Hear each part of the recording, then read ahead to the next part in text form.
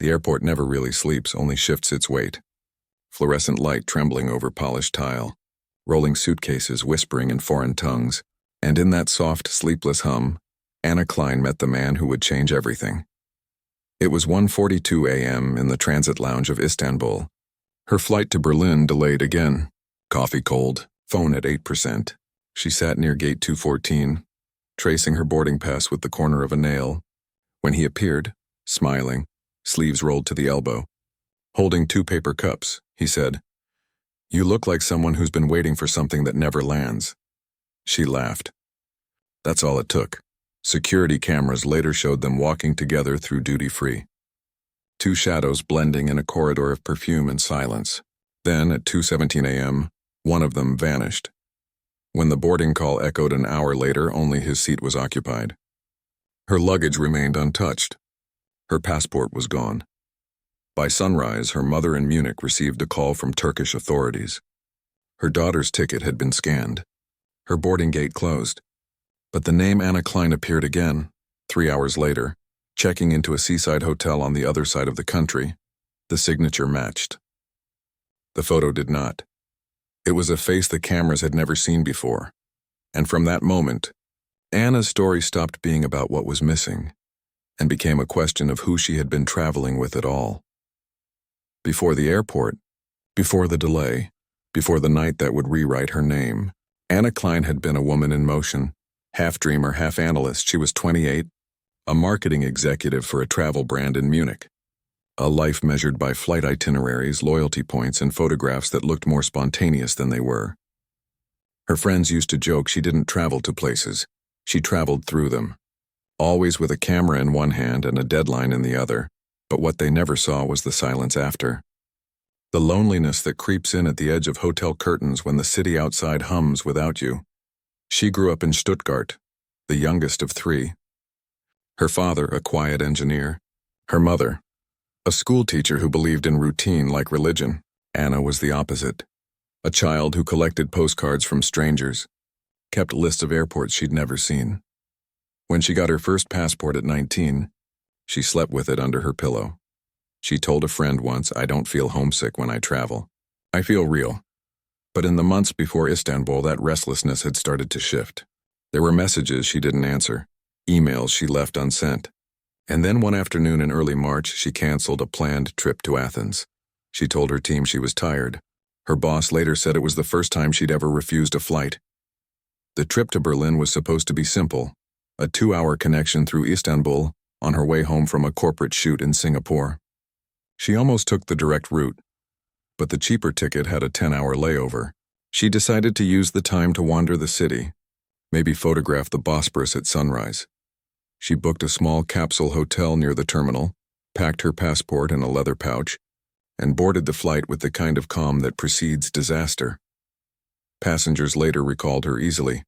Brown hair in a loose braid, white shirt, camera strap crossing her chest. She smiled at the crew, spoke softly. On the flight manifest, she sat in 19C aisle seat. Next to her, a businessman asleep before takeoff. Across the row, a man reading a book on philosophy. That was him, the man from the layover. He appeared in security footage hours later, but his name never appeared on the passenger list. Immigration records showed no exit stamp. It was as if he had materialized in transit, without a country, without a trace. For now, though, he was just a stranger on a plane. Anna noticed him because of his hands, slender, unhurried, the kind that turned pages instead of scrolling screens. He smiled once when turbulence made her drop a pen. She smiled back, brief but genuine. No words exchanged. Not yet. When the plane landed in Istanbul at midnight, she followed the stream of passengers into the terminal. She had 7 hours until boarding. She thought about finding a lounge, a shower, maybe a drink. She texted her mother, "Landed safe.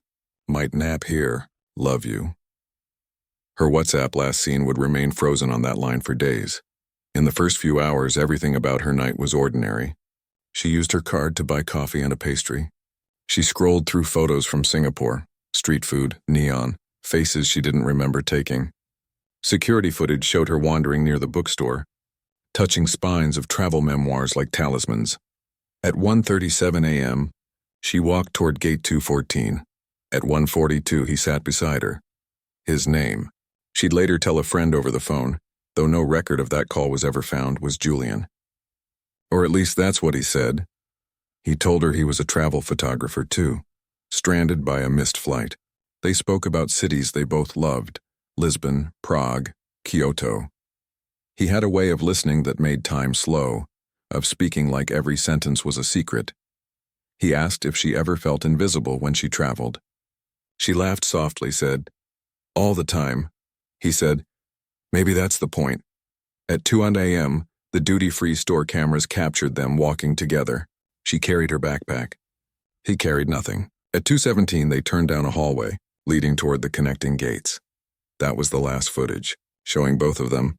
What happened between 2:17 and sunrise would become the black hole of the case. 7 hours compressed into a single impossible contradiction. 2 people enter. 1 person leaves. But before the investigation, before the missing posters, before her name became a hashtag, there were small fractures already forming in Anna's life, clues hiding in plain sight. Her roommate, Nina, told police later that Anna had changed in the weeks before the trip. She'd stopped locking her phone, started deleting her location history. Once, Nina had seen her staring at a message thread, tears caught in her lashes. When asked who she was talking to, Anna had said only, "Someone who understands the cost of being seen." 2 weeks before her flight, Anna received a small parcel in the mail. No return address. Inside was a photograph of the Singapore skyline, taken from a hotel rooftop she hadn't stayed in. On the back, a single line written in blue ink. "You look better in motion." The handwriting didn't match anyone she knew. She never mentioned the note again. But when investigators later examined her belongings, they found that photo folded neatly inside her passport pouch, the same one that vanished from her bag the night she met him. By 3 a.m., the lounge had thinned to silence. Anna ordered another coffee, this time 2 cups. Her boarding gate still hours away. A security guard passing by remembered seeing her laugh, head tilted, eyes bright, like a woman alive inside her own story. Minutes later, both cups were empty, and her boarding pass, untouched, still sat on the table when staff cleared it after dawn. That morning, airport maintenance workers found a small silver earring near gate 214, 1/2 of a pair. It would later test positive for her DNA. The other half was never found. In Munich, her mother woke at 5 a.m. from a dream she couldn't describe. She texted Anna, "Call when you land." The message showed 1 gray tick, then nothing. By the time Turkish Airlines flight TK1123 touched down in Berlin, seat 19C was empty. A stewardess found a folded note in the seat pocket, an airport napkin with a phone number written across it. When dialed, it led to a prepaid SIM card registered under a false name. Its last activity had been logged at 2:18 a.m., the same minute she disappeared. Later, one of the detectives would describe the case in a single line. She didn't run away. She was rerouted. At 2:17 a.m., the airport cameras caught their last clear frame together. 2 figures, one moment suspended mid-laughter, like the start of something ordinary, then the corridor swallowed them whole. 2 a.m. Duty-free staff restocked perfume shelves, the slow rhythm of night shift. A cleaning cart passed the seating area near gate 214. On the table where Anna had been sitting, 2 empty cups. 1 smudge of lipstick, 1 napkin folded into a perfect square. Inside it, later found by cleaners, a 4-digit number written in blue ink, 1919. No one knew what it meant. Hours later, investigators would trace her path backward frame by frame, the way divers search the dark by touch. 19 a.m. A camera near the secondary concourse caught the hem of her coat as she turned left. 2:20 a.m. A motion sensor light flickered in a staff-only stairwell. 2:23 a.m. An emergency door alarm blinked once, then reset, and then nothing. No visual trace. No audible record. Only digital breadcrumbs. The tap of a boarding pass at a coffee kiosk. The faint cellular handshake of her phone near the lower terminal garage. In the days that followed, the airport's network engineers would piece together those fragments like relics of a vanished life. Each ping, each signal mapped to seconds. 22-1746, device in motion. 2, 8, and 10. Bluetooth proximity, 1 additional device. 02-2008. Both signals merge. Toten 259. Her device shuts off. The second device kept moving, steady, unhurried, until it left airport Wi-Fi range at 0243. Registered name, Julian H. But no such passenger existed. Meanwhile, inside the transit zone, the world kept turning. Flights departed. Announcements echoed through marble air. A janitor scrubbed the same tile where her shadow last fell. By 5:50 a.m., the first light of dawn spilled through the glass roof. Someone claimed to see her then, walking toward the exit of the domestic terminal. White shirt, backpack slung low, hair loose. But the timestamp on that footage was wrong by 2 hours. Her suitcase was still in storage, locked with her fingerprint. Inside, toiletries, clothes, a half-read paperback, and a folded itinerary titled Berlin Homecoming. The hotel reservation in her name had been prepaid through her work account. She had plans. She wasn't running. 10 a.m. A clerk at a seaside hotel in Antalya entered the name Anna Klein into the guest registry. Passport number matched hers. Signature matched, but the face on the ID scan was different.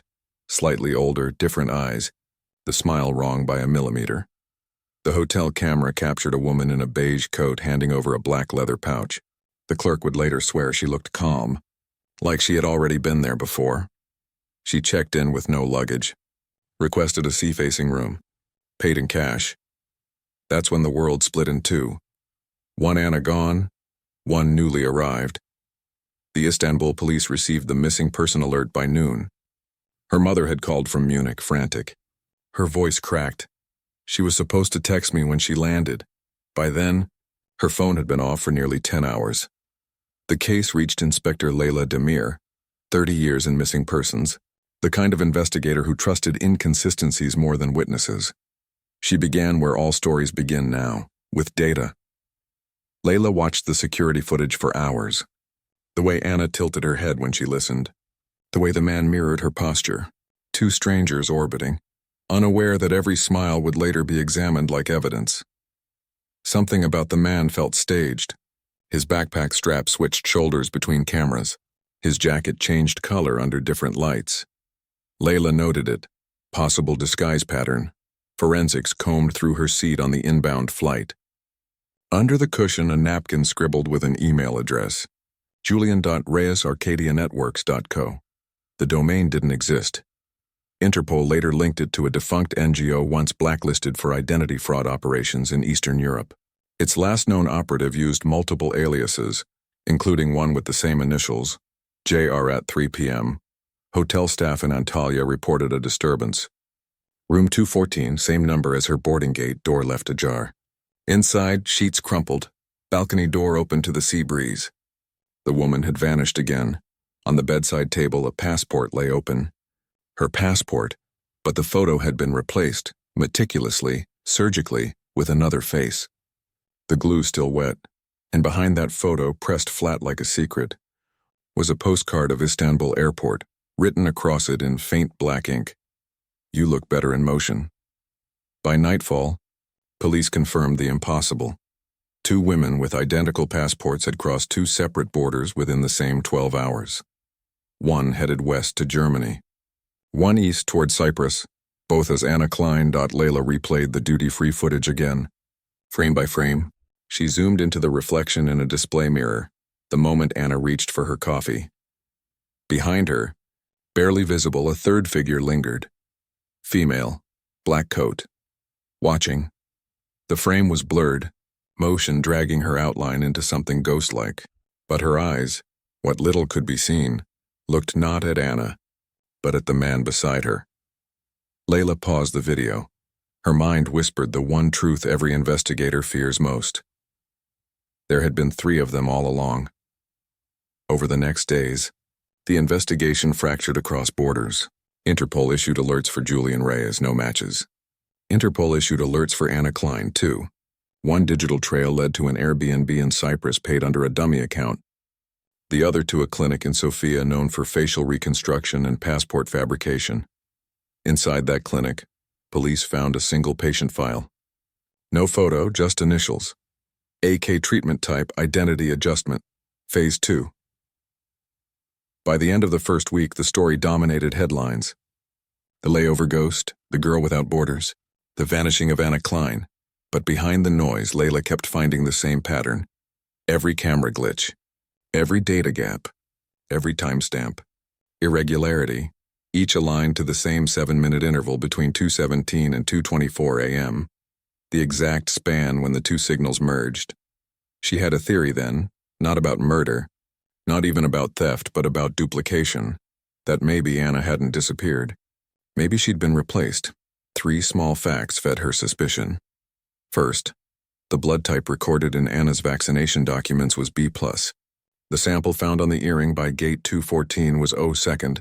The woman at the Antalya Hotel had a faint scar under her jaw, something absent in every known photograph of Anna. Third, when her phone was eventually found, wedged between seats on a bus bound for the coast, its gallery contained 2 new photos, both identical, a close-up of her own face, eyes open. Expression blank, taken at 2:18 a.m. Layla brought the phone to the tech forensics lab. The image metadata was corrupted, but one fragment remained. Face ID authorization failed. It meant someone had tried to unlock the device while she was unconscious, or someone using a face close enough to fool the camera. The phone had registered both as possible match. That meant the imposter wasn't just similar. She was nearly perfect. The investigation spiraled. Interpol brought in biometric analysts who noticed something uncanny. The imposter's gait pattern, the rhythm of steps recorded on surveillance, was identical to Anna's. Same timing, same posture tilt. It was the kind of mimicry that takes months of observation to learn. But there had been no months. They'd met that night, so how did Julian, know her so precisely? Layla traced his movements through prior airports. A pattern emerged. Delayed flights, women traveling alone, missing luggage. Always small details. Always one coincidence away from disbelief. In Singapore, a woman named Mara Novik had filed a complaint after her passport vanished during a layover. In Warsaw, a model's phone had been cloned and used to open an account under her name. Each case involved a man with the same description: tall, calm, soft-spoken. Each woman's identity was later linked to offshore shell accounts, luxury purchases, and one shared digital fingerprint, the same encryption key hidden in Anna's phone metadata. The theory solidified. Julian wasn't a man. He was a system, a living operation that harvested identities, down to their smallest, most human traces. He studied, mirrored, and replaced. Every airport a hunting ground. Every layover a reset button, and Anna had stepped into his pattern at the perfect hour. Delayed flight, empty lounge, open heart. When Layla visited the capsule hotel near the terminal, she found Anna's assigned pod untouched. Inside, however, someone had placed a folded towel on the pillow, shaped into a paper crane. The staff said it wasn't theirs. Underneath it, a card. "Thank you for the hospitality. J." The handwriting matched the note found on Anna's photo in Munich. The message she'd received weeks earlier: "You look better in motion." By then, the narrative had consumed her. Layla barely slept. She watched footage until her vision blurred, until her own reflection in the glass monitors began to resemble the missing girl. In the stillness of 3 a.m., she often whispered to the empty room, "Where did you go, Anna?" But the real question, though she couldn't yet face it, was darker. Who came back instead? The breakthrough came not from the footage, but from the sound. An airport janitor recalled hearing faint music that night near the staff stairwell, something low and rhythmic, like a heartbeat wrapped in static. When engineers amplified the hallway's ambient audio, they found that the hum of the air conditioning had been masking another noise entirely, a voice repeating coordinates. Numbers, syllables, too fast for language. Computer linguists ran it through analysis. The code translated to an algorithmic signature, used in biometric cloning tests. It meant they hadn't been alone. Someone had been recording her face, her voice, her expressions in real time. And by 2:22 a.m., the process had completed. The final recovered video was short, 15 seconds of grainy footage from a hallway camera near an unmarked service elevator. Anna, standing still, Julian a few feet behind her. The third woman, the shadow from earlier, moving toward them. Anna turns, startled. Julian says something inaudible. The woman steps closer, touches Anna's cheek. The frame flickers. For half a second, both faces align, mirror perfect. Then the light bursts white. When it clears, there's only one figure left. She looks into the camera, smiles, then walks away. Layla watched that clip 73 times. Each time she felt her own reflection trembling in the monitor's glass, because the woman who walked away wasn't just wearing Anna's clothes. She was wearing her expression, the subtle curve of recognition that belonged only to her. And that was when Layla understood. The missing weren't gone. They'd been replicated. The world wouldn't believe it yet. They still called it a disappearance. They still searched the sea, the hotels, the roads. But Layla knew the truth had shifted. Identity had become fluid, transferable for sale. And Anna Klein had been the perfect prototype. The girl who smiled at strangers and carried her whole life in a single passport. Days later, airport staff discovered one more clue in a locker near the maintenance corridor. A single boarding pass never scanned. Name Julian Reyes. Seat 19C, the same seat beside hers. On the back, written in faint pencil, "Thank you for the layover." The investigation began with a name that did not exist. Julian Reyes. A man without an origin, yet everywhere in fragments. Interpol's Cyber Identity Task Force received the Istanbul file 3 days after Anna's disappearance. The case notes were slim. Female 28. Last seen in transit. No exit stamp. Passport resurfaced with altered image. The rest was speculation, theories built on static. But what caught their attention wasn't the missing woman. It was the signature found embedded in her recovered phone's code. A digital watermark, invisible to normal users, tagged ARC7. The same code had appeared months earlier in an ongoing fraud case spanning 3 countries, linked to a black market network known only by its encrypted alias, the Arcadian Loop. The Loop was rumored to specialize in identity laundering, not theft, replacement. They didn't steal credit, cards, or bank accounts. They stole the entire person, passport, voice, biometric key, a full template of existence, recreated in under 48 hours and sold to clients who wanted to vanish. Until Anna, the victims had all been ghosts themselves, runaways. The undocumented, the invisible. Anna was the first to matter, the first whose disappearance drew light. Detective Layla Demir sat across from the Interpol agents that morning, her eyes hollow from 3 sleepless nights. She spoke slowly, replaying the footage again, the corridor, the smile, the flicker. Agent Castor leaned forward. "You're sure there were 3? Layla nodded. "You can hear the third person breathing when the frame cuts. Same cadence, same height. The voice on the background track is female. Any trace of her? Only in reflections," Layla said. "Always just behind the glass." The next breakthrough came from a forensic linguist analyzing the whisper code found beneath the air conditioning hum. When isolated, it wasn't random noise. It was a binary call sign repeating coordinates over and over. 35°, E. That was Cyprus, the same region where Anna's second passport scan had pinged. Interpol agents were dispatched within hours. They found the hotel room abandoned, just as before. But beneath the carpet near the bedside table, a small data chip had been taped inside the floorboards. When decrypted, it revealed a folder titled Project Recast. Inside, dozens of profiles. Women mostly. Different nationalities. All missing within the last 5 years. Each file followed the same structure: photo, passport scan, biometric pattern, and a digital reconstruction of speech, posture, and expression, rendered in eerie precision. At the bottom of the list, a new file was being written in real time. The name Klein Anna. Layla watched the screen fill with her data: DNA code, retinal scan, heart rate variants. Every detail copied from official records she'd never shared publicly. "How did they get all this?" she whispered. The technician pointed at the timeline metadata. Somebody had remote access to her corporate travel account. They used it to map every photo, every hotel check-in, every boarding pass barcode. They didn't take her identity. They built it. In Munich, Anna's mother received a call from investigators. She refused to believe her daughter was gone. "She was careful," she said softly. "She called me from every flight." She even laughed that night. She said airports feel safe because everyone's watching.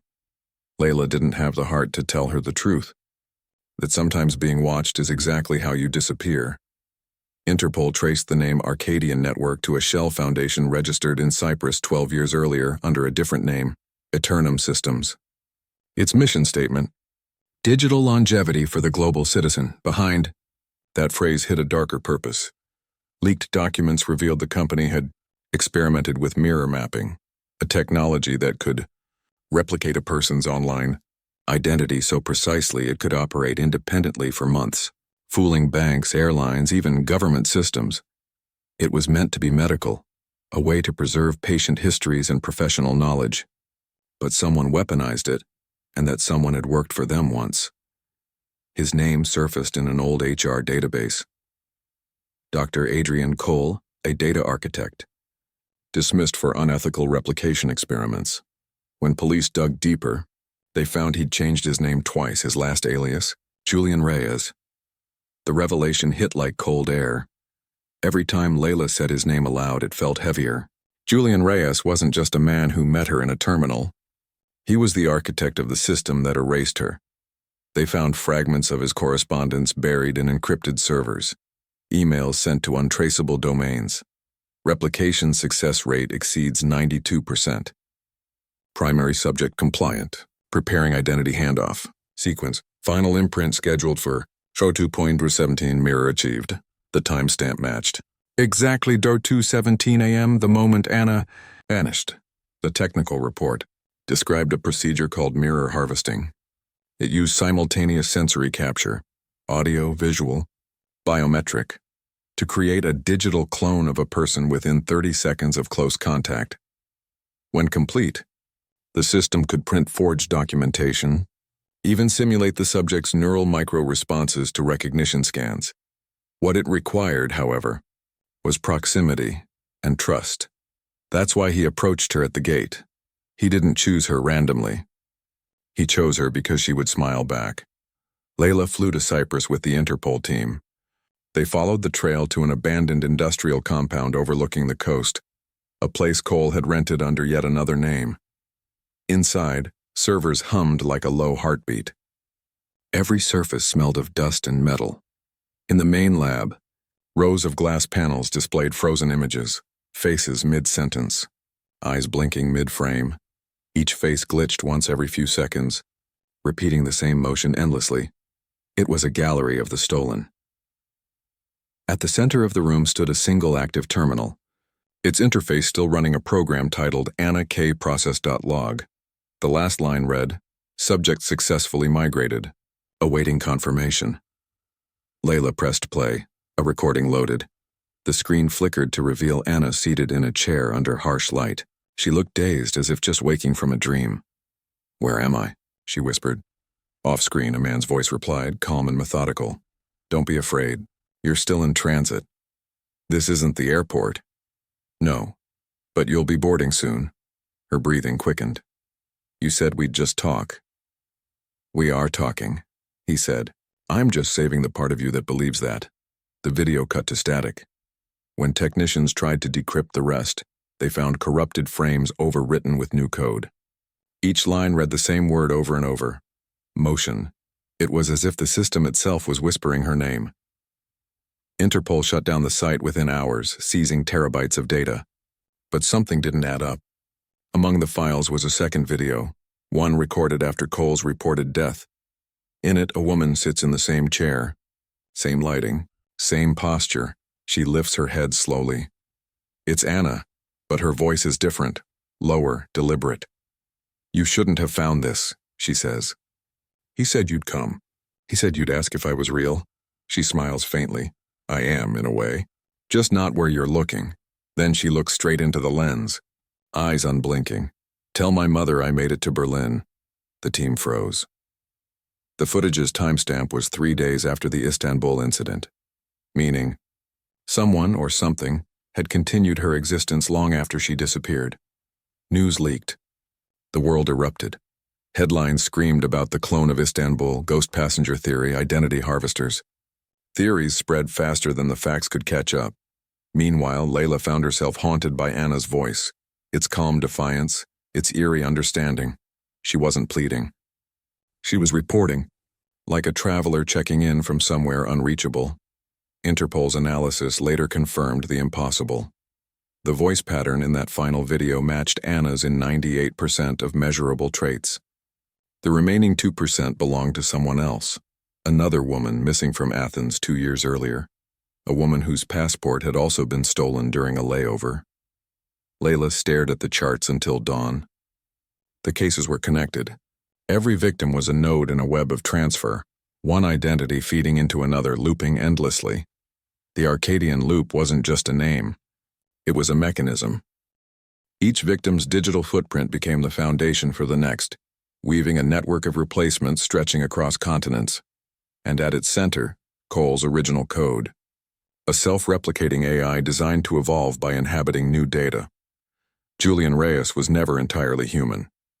He was an evolving persona, built from fragments of his victims, and Anna was its newest update.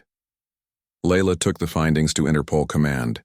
They ordered containment, deletion of all Arcadian data, but she hesitated. What if she's still inside? She asked. Agent Castor frowned.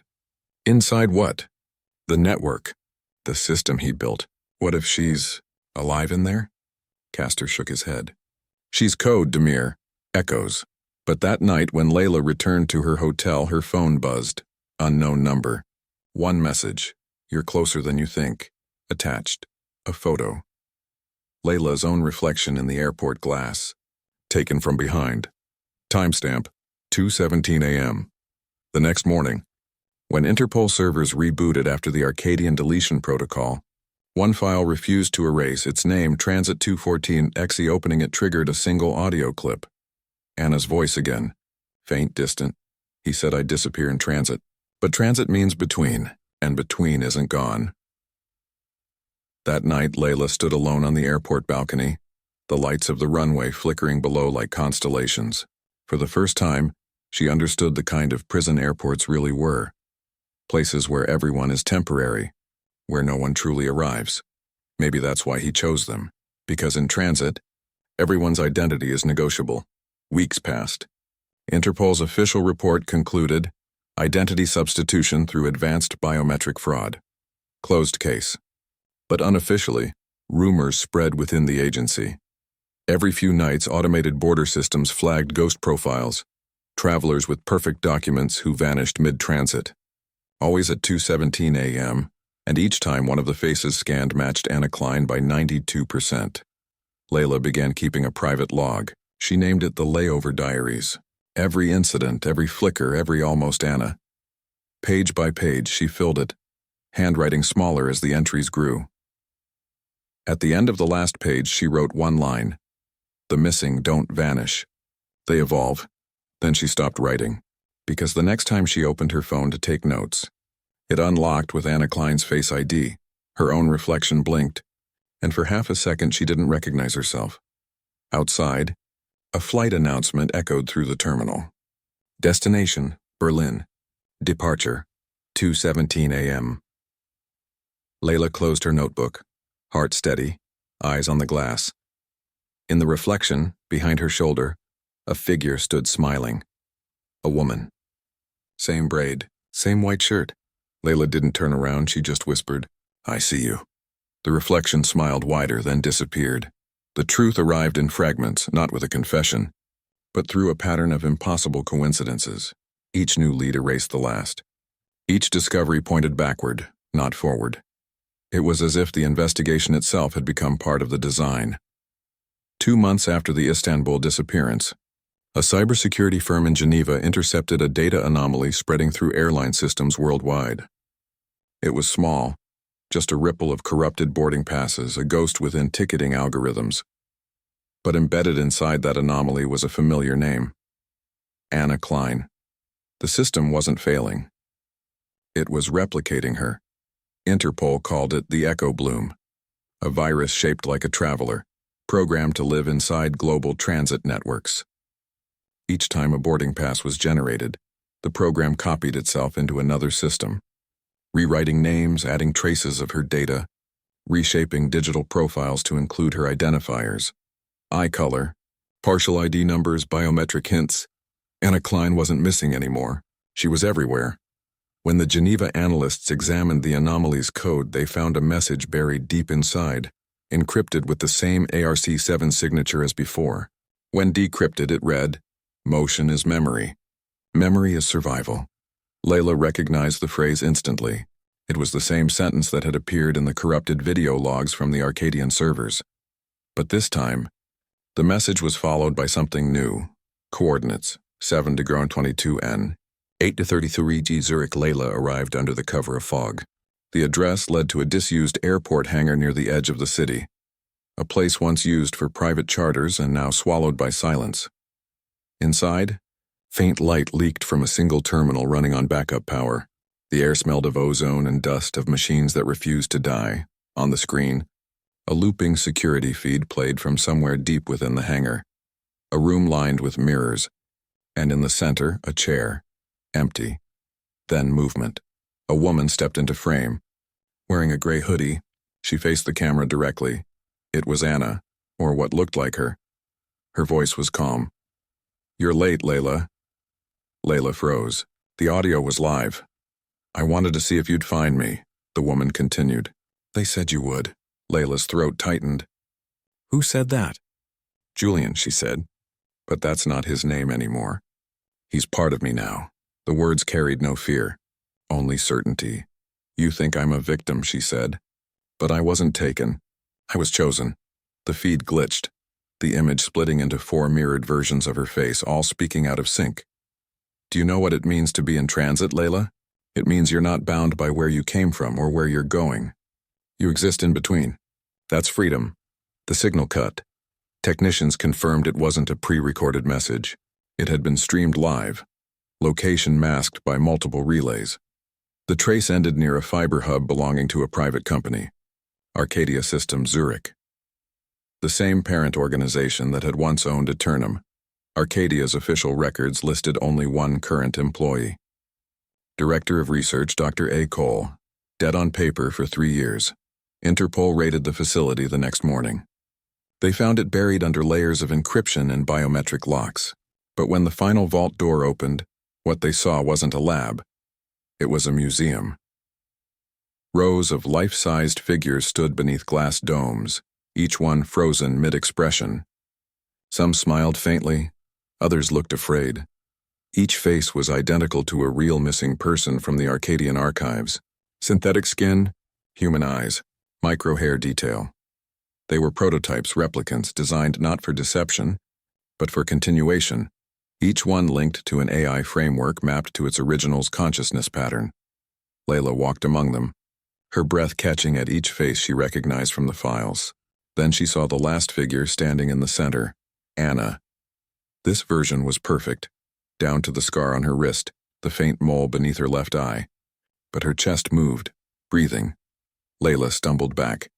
The technician scanned the vitals active, neural signals firing. The figure opened her eyes. "You found me," she whispered. Her voice trembled like memory returning. "He said I'd wake up when you came." Layla stepped closer, barely breathing. "Anna, do you remember who you are?" "Not exactly," she said softly. "But I remember the sound of gates opening, the cold air of boarding zones, the hum of motion." She looked around the room. "They built this for me, but it's not real." Her gaze lifted to the mirrors lining the walls. "None of this is real. It's rehearsal." Behind the glass, servers pulsed with blue light, their reflections merging endlessly. Layla realized each mirror was also a screen, each showing a different airport, a different crowd. And in every crowd somewhere there was her face. Walking, waiting, boarding.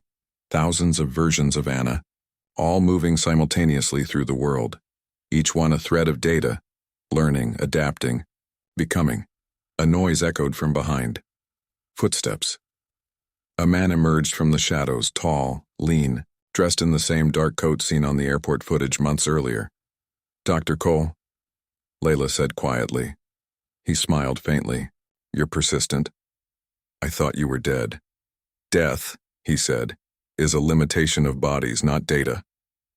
He stepped closer to the glass where Anna stood, pressing his palm to it. She mirrored the motion exactly, fingers aligning against his. "Do you see?" he whispered. "Continuity. No more endings, only handoffs. Layla's voice hardened. You stole their lives. Cole turned toward her. I preserved them. Every one of them was about to vanish, forgotten, discarded. I made sure they stayed in motion. They're not moving, Layla said. They're trapped. He smiled again. Trapped is just a word for people afraid to evolve.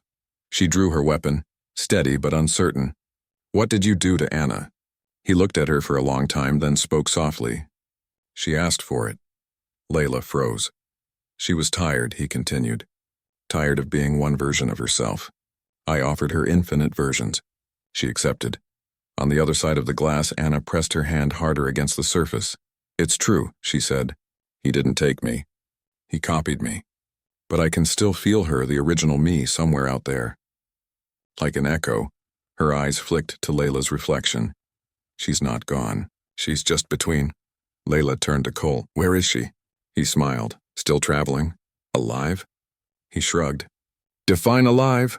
Before she could respond, alarms shrieked. The lights flickered. One by one, the glass domes began to open. The figures inside twitched, stepping forward, faces flickering between expressions. Joy, fear, confusion. Cole whispered something under his breath. A command. The room flooded with blue light. The air grew electric, the hum turning into a roar. Every mirrored screen flashed the same line of text. Transit initiated. Layla grabbed the nearest console. The monitors filled with data. Hundreds of replication threads uploading simultaneously into global networks. Shut it down, she shouted.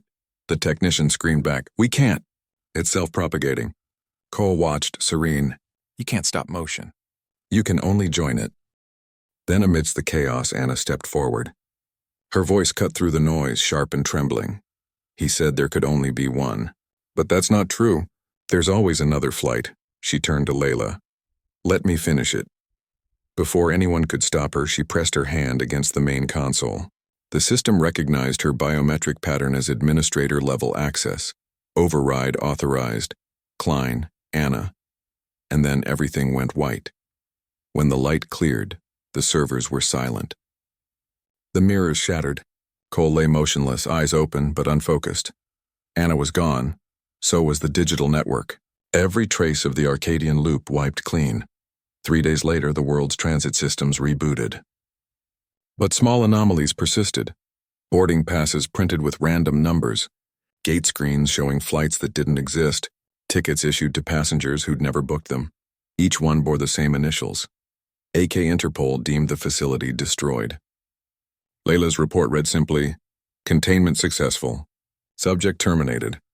But she didn't believe it because late one night, while reviewing archived CCTV from the Zurich raid, she noticed something impossible.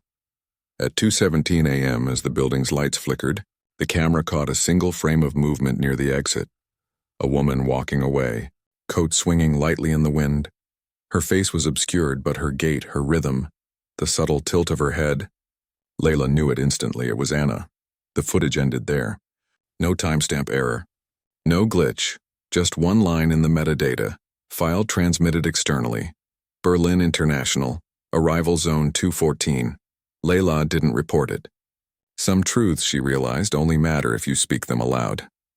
She closed the laptop and whispered the same words Anna had once written on that postcard months ago.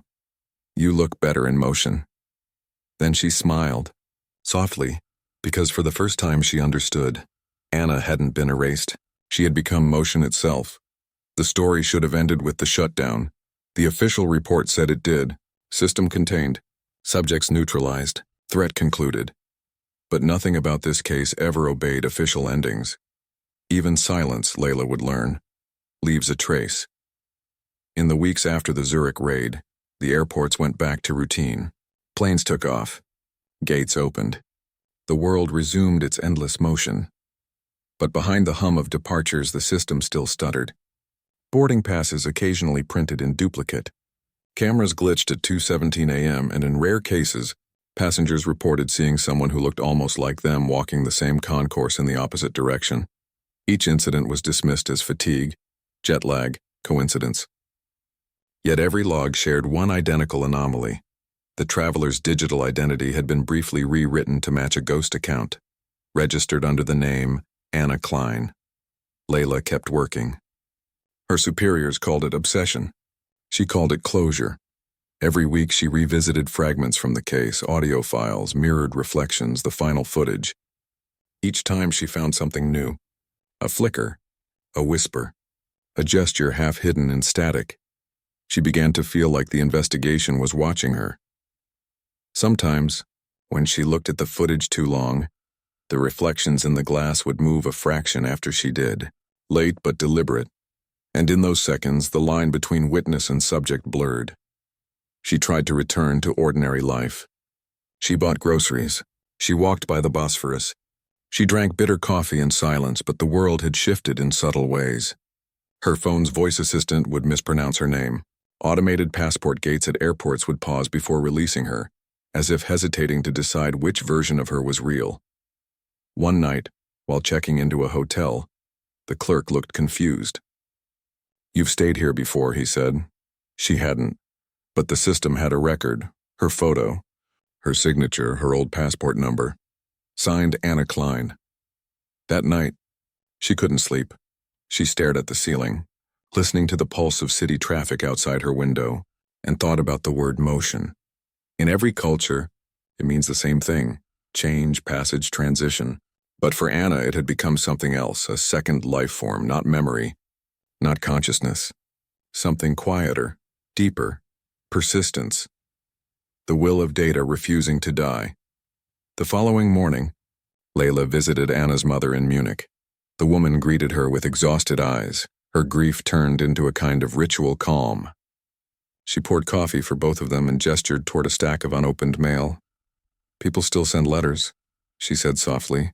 "Reporters, strangers, sometimes postcards with no return address. Always from airports." She picked one from the top. It was a photo of a sunrise above a runway. On the back, one sentence written in careful block letters: "Tell her I made it to Berlin." Layla froze. The handwriting matched the letter found in the Zurich facility. "Do you think it's really her?" Anna's mother asked. Layla didn't answer. She couldn't. She studied the edges of the postcard under the light. Tiny ridges, faint fingerprints, hers maybe, or someone imitating them perfectly. After a moment, she whispered, "Maybe she's everywhere now." The mother nodded, half smiling through tears. "Then I'll look for her in motion." Back in Istanbul, Layla stored the postcard in her desk drawer beside her badge. That night she replayed the final recovered transmission from Zurich one last time. Static, then a voice. Transit isn't the space between two places. It's the space between two selves. Anna's voice and something else layered beneath it. Layla's own, faint but measurable. She didn't remember recording it. Weeks turned to months. Interpol quietly dismantled the remnants of Arcadia's network. Servers were decommissioned, files archived, but the deletion logs showed anomalies. A cluster of 214 files repeatedly reappearing seconds after removal, each one named after a city. Each one time-stamped 2:17 a.m. At first, engineers called it a software bug. Later, they called it something else. Persistence loop, a ghost embedded in the system. When they opened one of the looping files, it contained airport soundscapes, announcements, boarding calls, fragments of laughter, and, faintly under the noise, a whisper repeating 3 words, "In motion still." Layla found herself drawn back to the airports again, not for travel, but for something like pilgrimage. She sat near gate 214, the same number from that first night, listening to departures. Every time the PA system called another name, she flinched, waiting for one more, Anna Klein, Berlin Flight 112. But it never came. What came instead were patterns, the girl with the same red scarf crossing her path twice, the man carrying 2 identical passports in line, the child waving at a reflection that wasn't there. Maybe it was paranoia. Maybe it was legacy. Either way, the world had changed and only a few people had noticed. On the anniversary of the disappearance, Layla visited the sea. Waves hit the pier in rhythm, each crash followed by silence, like breath. She placed a single folded crane on the water. White paper, hand-shaped, the same kind found on Anna's capsule pillow months earlier. It floated away easily, carried toward the horizon. For a second, under the pale dawn light, she swore it moved against the current. That night, She wrote the final entry in her private log. Case closed in record, not in truth. There are no missing people, only misplaced versions. If motion is memory, then maybe every traveler leaves a shadow behind, one that keeps going even when they stop. She paused, pen hovering above the page. Then she added one more line almost as an afterthought. I think she's watching me now, and maybe I'm watching her too. The next morning her phone rang. Unknown number.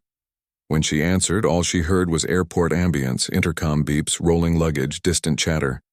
Then a single voice, soft, familiar. Layla? Her chest tightened. Anna? Not exactly, the voice said. But close. Static, I wanted to thank you. You kept looking. Most people stop. Where are you? Between, she whispered. Still boarding. Then the line went dead.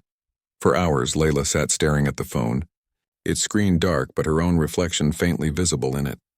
She whispered, Bon voyage, and for the briefest instant, her reflection smiled back. Not quite hers, not entirely not hers. Months later, passengers in Berlin reported a strange glitch at immigration. A woman's passport scanned twice in the same second. 2 entry logs, 1 photo. When Border Control officers searched the cameras, both images showed the same woman walking through separate gates simultaneously. One looked tired but calm. The other smiled slightly at the camera before disappearing into the crowd. Both used the name Anna Klein. No one ever found the real Anna, if that word still meant anything. The files, the footage, the anomalies, they all became urban legend. A ghost story about a girl who lived in airports, forever boarding, never arriving. But those who knew the case intimately, Layla among them, felt something deeper beneath the myth. A warning. That identity is no longer a fixed point. It's a motion blur, and whoever learns to live inside that blur can never truly be caught. Layla eventually retired, but sometimes when she traveled, the airport systems would hesitate at her name again. Her reflection in the glass would lag just a little. And once, in the mirrored surface of a boarding gate, she thought she saw another woman walking beside her. Same stride, same calm. When she turned, the reflection was gone. Only the boarding screen remained, flickering for a heartbeat before stabilizing. Destination, unknown. Status, in motion. That night, as her plane lifted through the clouds, the cabin lights dimmed. The hum of engines became almost musical, steady, low, hypnotic. Layla looked out the window. The city below glittered like circuitry. She thought of Anna, of Cole, of all the others lost in transit.